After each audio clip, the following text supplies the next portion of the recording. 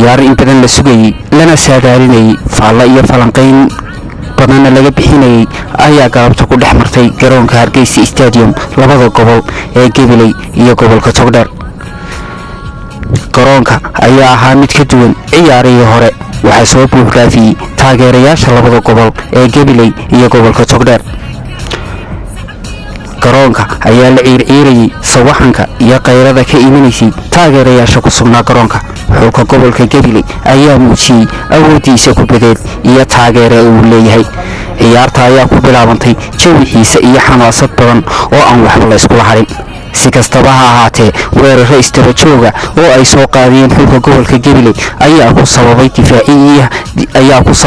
difaacyada gobolka Togdheer jahwareer iyo jihalun, taasoo keentay in ay gobolka Gabilay ka helaan rikoodho ama gool kulaad qaybtii hore ee ciyaarta, taasoo rikoodaha uu waagay goolna uu bedelay ciyaaryahanka lagu magacaabo Hindi. si kastaba ha ahaatee, ciyaartii ayaa isbedeshay siina kululaatay. weeraradii xulka gobolka Gabilay halkii ayay kasii socdeen. isla qaybtii hore ee ciyaarta, xulka gobolka Gabilay ayaa la yimid goolkoodii labaad, waxaana u dhaliyay ciyaaryahanka lagu magacaabo Messi.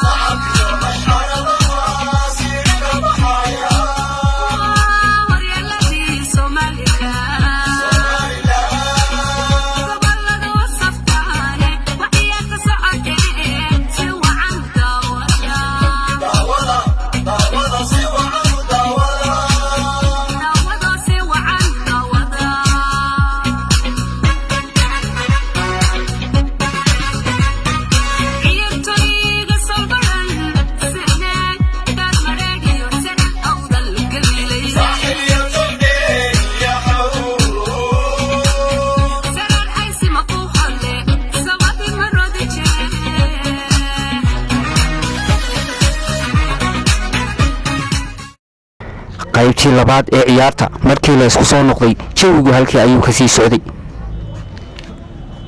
weerar iyo weerar celis fara badan oo isku soo qaadayeen labada xul ayaa waxay sababtay ilaa hadda inaan wax goolala la iska dhalin. si kastaba ha ahaatee, qaybihii ciyaarta dambe oo gabagaba ku dhow ayay gobolka Togdheer la yimaadeen goolkoodii koobaad, waxaana u dhaliyay ciyaaryahanka lagu magacaabo Amiin Doon. 90 daqiiqo ee ciyaarta waxay isla mari waayeen labada gobol laba gool oo uu leeyahay xulka Gabilay iyo hal gool oo uu leeyahay gobolka Togdheer. 3 daqiiqo oo dheeraada ayaa lagu daray ciyaarta, balse may suuro gelin in wax goolala la kala dhaliyo. sidaa darteedna waxa ciyaartaasi ay ku soo gabagabowday laba gool oo uu leeyahay xulka gobolka Gabilay iyo hal gool oo uu leeyahay gobolka Togdheer. sidaasna waxa ku soo baxay oo xaqiijiyay rajadoodii 8 dhamaadka xulka gobolka Gabilay.